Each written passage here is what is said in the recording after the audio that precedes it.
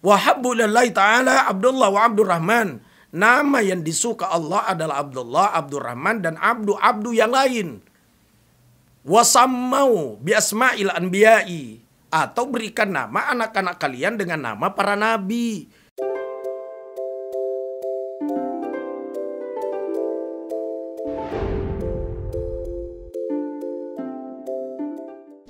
Assalamualaikum warahmatullahi wabarakatuh. Alhamdulillahi binikmatihi tatimmus solihat. Wassalatu wassalamu ala khairil makhluqat. Sayyidina Muhammadin wa ala alihi wa sahbihi sadat.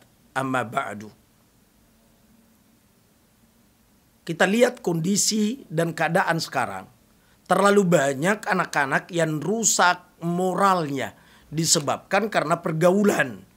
Kenapa? Kedua orang tuanya sudah amat sibuk memburu karir, memburu bisnis, sampai anak-anaknya terlupakan. Lupa membentengi anak-anak dengan agama. Sehingga kadang anaknya baru kelas 5 SD sudah ngisap lem. Ya Allah ya Rabb, kenapa lem yang diisap banyak minyak kayu putih? Ini karena orang tua terlalu sibuk di luar melupakan anak-anak sebagai tanggung jawabnya. Haqqul waladi ala walidihi. Tanggung jawabnya orang tua terhadap anak-anaknya.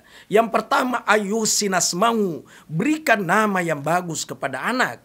Anak yang bagus itu tentu yang sesuai dengan Quran, sesuai dengan hadis, sesuai dengan sunnah. Yang beragama Islam, ayo berikan nama anak-anaknya dengan nama yang ciri Islam.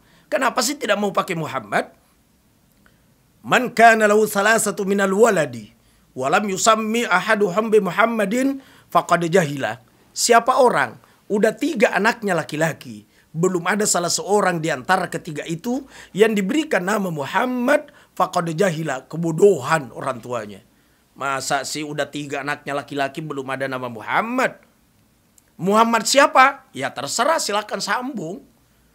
Ada orang, Ustadz, anak saya namanya si Muhammad, bahasa Arab. Muhammad si Muhammad. Muhammad siapa? Muhammad Jahannam.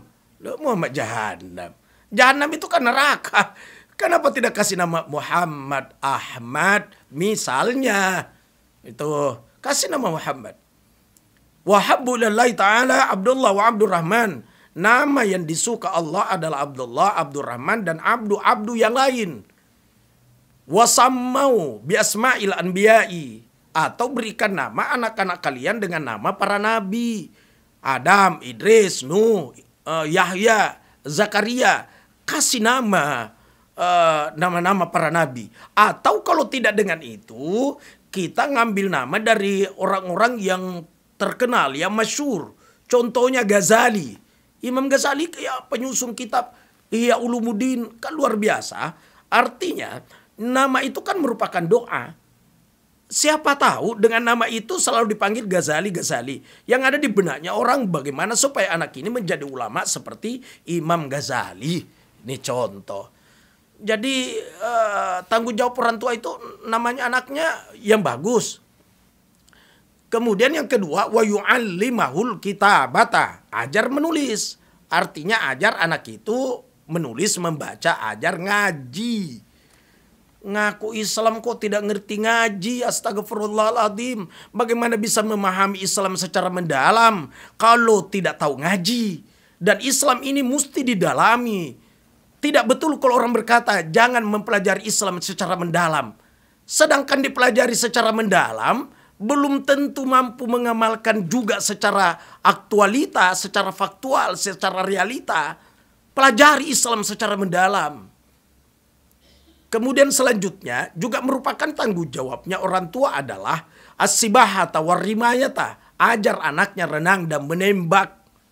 Wah, seakan-akan Islam ini ajar renang anak-anak, ajar menembak anak-anak. Seakan-akan persiapan perang. Artinya adalah siapa tahu tiba-tiba ada perang seperti di masa Rasulullah. Kalau anak sudah punya keterampilan bisa menembak, bisa memanah, bisa renang, bisa pacuan kuda, bisa bela diri. Ini kan bagus. Islam itu mesti senantiasa membentengi generasinya. Ya. Membentengi dari segi fisiknya, berikan keterampilan, bela diri. Kemudian akidahnya mesti mantap. Akhlaknya, syariah, amalan kesehariannya bagus. Karena kalau kita tidak membentengi anak-anak, ya Allah ya Rabb, coba lihat perkembangan sekarang. Belum apa-apa baru kelas 5 SD ngisap lem, SMP, SMA minum bir, brandy, whisky, Jenever, Nifam, Cimeng, BK, tahu BK, Balokaci. Ya Allah, tanggung jawablah orang tua di akhirat. Olehnya itu, orang tua bentengi anaknya dengan agama sejak kecil. Ajak anaknya ke masjid. Tapi ada juga yang pidato, dia bilang begini, wanita itu lebih afdol salat di rumah dibanding di masjid.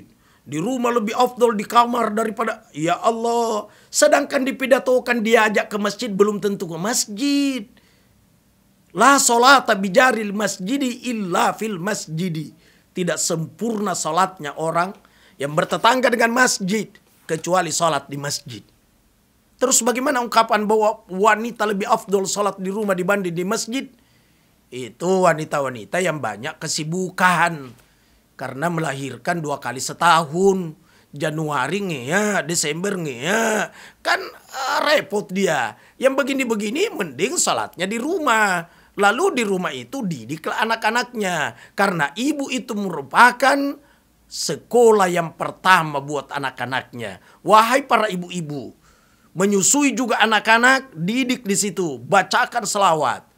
Bacakan doa, biar anak-anaknya itu dibentengi agama sejak kecil.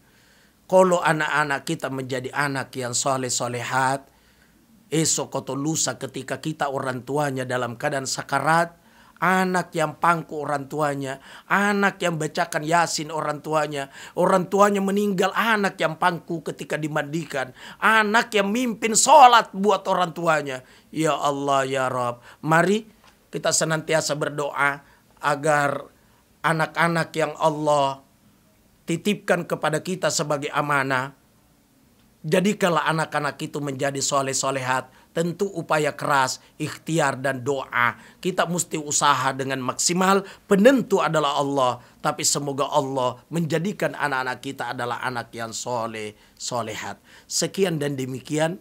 Sampai jumpa di lain waktu dan kesempatan. Bersama saya Amirullah Amri. Wallahul muwaffiq ila aqwamit thoriq.